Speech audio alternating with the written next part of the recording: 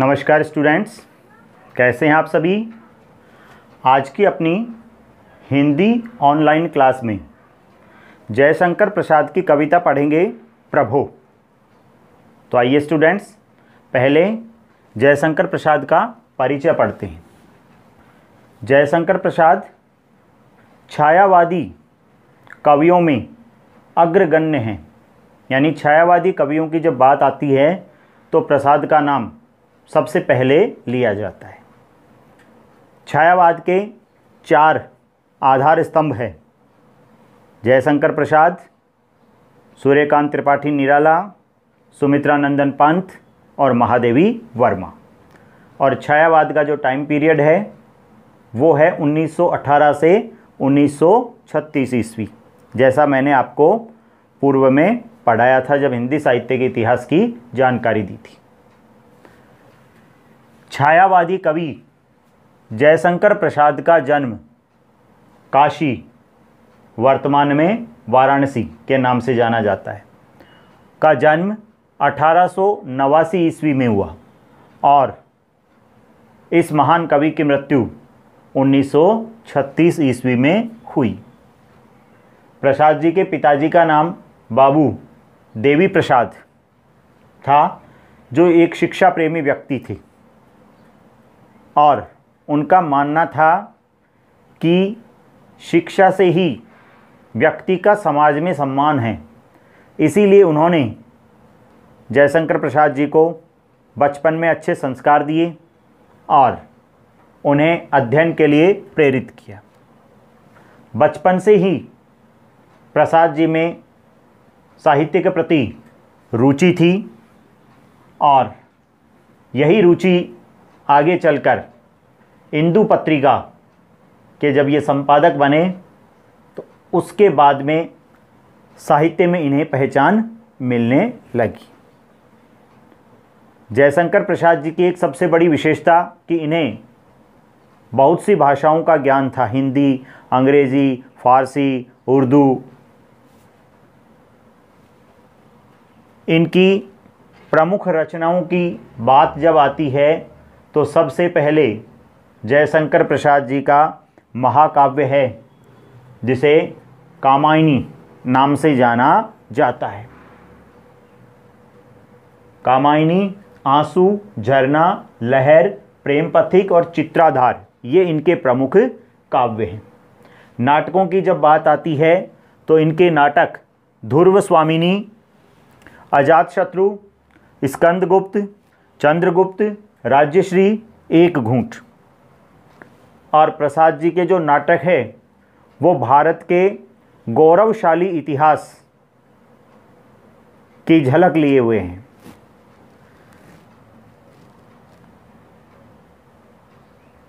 इनके उपन्यास कंकाल, तितली, इरावती इनका अपूर्ण उपन्यास रहा है।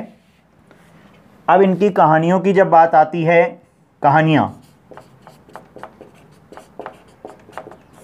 आकाशदीप, प्रतिध्वनि, पुरस्कार, गुंडा, आंधी, छाया और इंद्रजाल, ये इनकी कहानियाँ हैं। कंकाल इनका उपन्यास, तितली उपन्यास और इरावती ये उपन्यास अधूरा रह गया था क्योंकि जब कवि ये उपन्यास लिख रहे थे उसी समय उनका देहांत हो गया था, इसलिए ये उपन्यास इनका अधूरा रह गया था।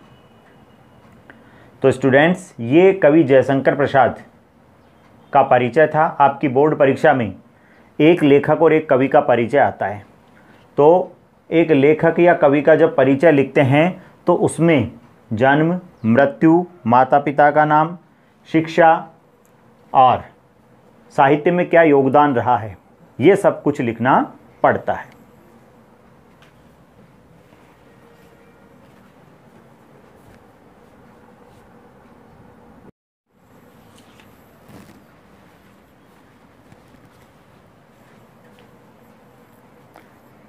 जी हाँ स्टूडेंट्स, कवि जयशंकर प्रसाद की कविता प्रभो, जिसके अंतर्गत कवि का परिचय पढ़ लिया था। अब आइए कविता का परिचय पढ़ते हैं। जयशंकर प्रसाद की कविता प्रभो जिसके अंतर्गत कवि ने ईश्वर की स्तुति की है। प्रभु, प्रभु, भगवान, कवि ने प्रभु की, ईश्वर की स्तुति की है और बताया है कि ईश्वर सर्वव्यापक है, यानी ईश्वर हर जगह मौजूद है, कण कण में भगवान की उपस्थिति है। सौंदर्य में श्रेष्ठ, सर्वश्रेष्ठ है और ईश्वर से सुंदर कुछ नहीं है और ईश्वर से शक्तिशाली कुछ नहीं है, यानी भगवान हर जगह व्यापक है, हर जगह उपस्थित है। भगवान सर्व सुंदर है और भगवान सर्व शक्तिशाली है। साथ ही कवि ने बताया है कि प्रकृति के प्रत्येक उपादान, उपादान कहते हैं अंग, कि प्रकृति के हर एक अंग में ईश्वर की उपस्थिति है, ईश्वर की झलक दिखाई देती है। और अंत में कवि कहता है कि व्यक्ति के सारे मनोरथ, व्यक्ति के मन की इच्छाएं तभी पूरी होती है जब भगवान की कृपा होती है। तो स्टूडेंट्स, ये इस पूरी कविता का सारांश है। पूरी कविता में कवि ने यह बताने का प्रयास किया है कि प्रकृति के हर एक अंग में, चाहे वो नदी हो, सागर हो, तारे हो, चंद्रमा हो, चांदनी हो, आसमान हो, इन सब में कवि को ईश्वरीय झलक दिखलाई देती है। कविता शुरू होती है कि विमल इंदु की विशाल किरणें, विमल इंदु की विशाल किरणें प्रकाश तेरा बता रही, अनादि तेरी अनंत माया जगत को लीला दिखा रही। कवि प्रसाद कहते हैं कि विमल इंदु, विमल यानी स्वच्छ और इंदु कहते हैं चंद्रमा को, विमल इंदु की विशाल किरणें प्रकाश तेरा बता रही, कि इस चंद्रमा की जो किरणें हैं वह ईश्वरीय प्रकाश है। चंद्रमा की किरणें ईश्वरीय प्रकाश का परिचय करवाती है। अनादि तेरी अनंत माया, कवि ने ईश्वर को अनादि कहा है। अनादि का अर्थ होता है जिसके आदि यानी प्रारंभ के बारे में कोई जानकारी ना हो। तो ईश्वर को भी अजन्मा माना जाता है, उसके प्रारंभ की किसी को जानकारी नहीं है, इसलिए कवि ने ईश्वर को अनादि कहा है। अनंत, ईश्वर की माया अनंत है और समय समय पर ईश्वर इस जगत को, इस संसार को अपनी लीलाओं के दर्शन करवाता है।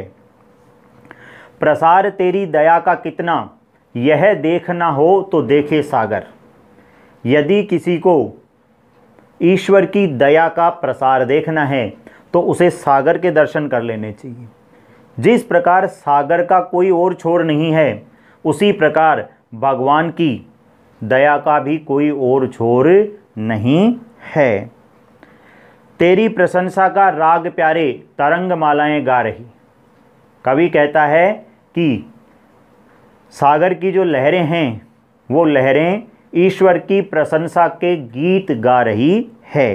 तो देखिए स्टूडेंट्स, शुरू के जो दो पैराग्राफ हैं, दो बंद हैं, उन दोनों बंदों में कवि ने बताया है कि चंद्रमा की किरणें ईश्वरीय प्रकाश को बता रही है, ईश्वर अनादि है, ईश्वर अनंत है और ईश्वर की दया इतनी विशाल है जितना विशाल सागर है। और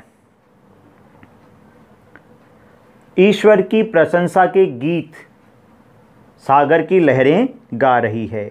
तुम्हारा स्मित हो जिसे निखरना, निरखना, निरखना कहते हैं देखना। यदि किसी को ईश्वर की मुस्कुराहट देखनी है तो उसे चांदनी को देखना चाहिए। तो यहाँ पर कवि ने चांद की चांदनी को ईश्वर की मुस्कुराहट कहा है। वो देख सकता है चंद्रिका को यानी चांदनी को। तुम्हारे हंसने की धुन में नदियाँ निनाद करती जा रही और नदियों का कल कल बहता जो स्वर है उस स्वर को सुनकर लगता है जैसे ईश्वर हंस रहे हैं। विशाल मंदिर की यामिनी में जिसे देखना हो दीपमाला। यदि किसी को ईश्वर के मंदिर के दीपक देखने हैं, यदि किसी को ईश्वर के मंदिर के दीपक देखने हैं तो तारक गण की ज्योति उसका पता अनूठा बता रही। यदि किसी को ईश्वर के मंदिर के दीपक देखने हैं तो उसे आसमान के तारों को देख लेना चाहिए। प्रभो प्रेममय प्रकाश तुम। कवि कहता है कि हे भगवान, आप प्रेममय प्रकाश हैं। ये जो सूर्य का प्रकाश है, ये सूर्य का प्रकाश ईश्वर का प्रेम है। प्रकृति पद्मिनी के अंशुमाली। प्रकृति पद्मिनी कहते हैं कमलिनी को और अंशुमाली कहते हैं सूर्य को।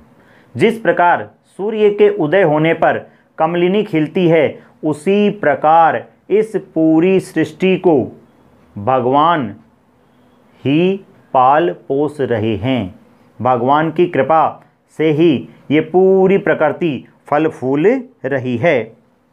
असीम उपवन के तुम माली। असीम जिसकी कोई सीमा ना हो, उपवन कहते हैं बगीचे को। तो यहाँ कवि कहता है कि ये पूरी दुनिया एक बगीचा है और ईश्वर उसके माली हैं। धरा बराबर बता रही, और ये बात कौन बता रहा है? धरती बराबर ये चीज़ बता रही है कि ये पूरी दुनिया एक बगीचा है और ईश्वर जो है वो उसके माली हैं। जो तेरी होवे दया दया निधि। कवि कहता है ईश्वर से, दया निधि का मतलब होता है दया का खजाना। तो यहाँ पर कवि ने ईश्वर को दया का खजाना कहा है। जो तेरी होवे दया दया निधि। हे दया निधि, जब आपकी दया होती है, कृपा होती है, तो पूर्ण होते ही है मनोरथ। जब आपकी दया, आपकी कृपा होती है, तब सबके मनोरथ यानी सबकी इच्छाएं पूरी होती है। सभी ये कहते पुकार करके यही तो आशा दिला रही, और सभी लोग यही पुकार करते हैं, सभी को यही आशा और विश्वास है कि एक न एक दिन उन पर भगवान की कृपा होगी और उनके सभी मनोरथ पूर्ण होंगे। तो स्टूडेंट्स, इस प्रकार ये कवि जयशंकर प्रसाद की कविता हम लोगों ने आज पढ़ी है प्रभो, जिसमें कवि ने ईश्वर की स्तुति की है, ईश्वर को सर्वव्यापक, सर्व सुंदर और सर्व शक्तिशाली बताया है। साथ ही कवि ने बताया है कि प्रकृति के हर एक अंग में ईश्वर की उपस्थिति है, ईश्वर की झलक दिखलाई देती है। यहाँ पर सागर, नदी, पेड़, पौधे, इन सब के उदाहरण देकर कवि ने यह बताने का प्रयास किया है कि प्रकृति के एक एक अंग में ईश्वर का वास है। बहुत बहुत धन्यवाद। अगले वीडियो में इसके प्रश्न उत्तर देखें।